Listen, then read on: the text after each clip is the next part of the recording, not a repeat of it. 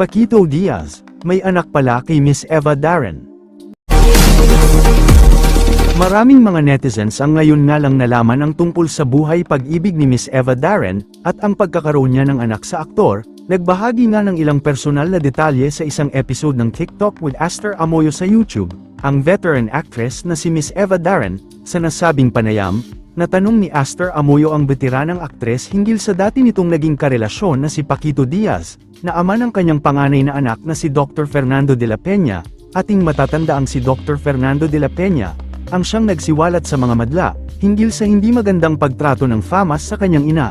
Noong nakaraang buwan, lingid sa kaalaman ng marami, anak pala si Fernando ng batikang aktor na si Paquito Diaz. Ayon kay Miss Darren, naging magkarelasyon sila noon ni Paquito Diaz. Ang kanilang pagmamahalan ay nabiyayaan ng isang anak at ito nga ay si Fernando de la Peña. Binanggit ni Miss Eva na inalok siya noon ni Paquito Diaz ng kasal, pero tinanggihan niya dahil nakita niyang hindi pa umano handa ang aktor sa pagkakaroon ng pamilya.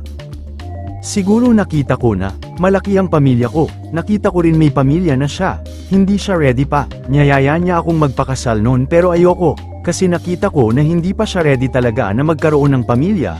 Pagbabahagi pa ni Miss Eva Darren, sila ay naghiwalay ng landas at nagkaroon ng sari-sariling pamilya kalaunan. Si Paquito ay ikinasal kay Nena Gutierrez, ina ng mga artistang sina Cheska at Joco Diaz. Ayon kay Miss Eva, maayos umano ang relasyon ng anak na si Fernando sa mga half-siblings nito.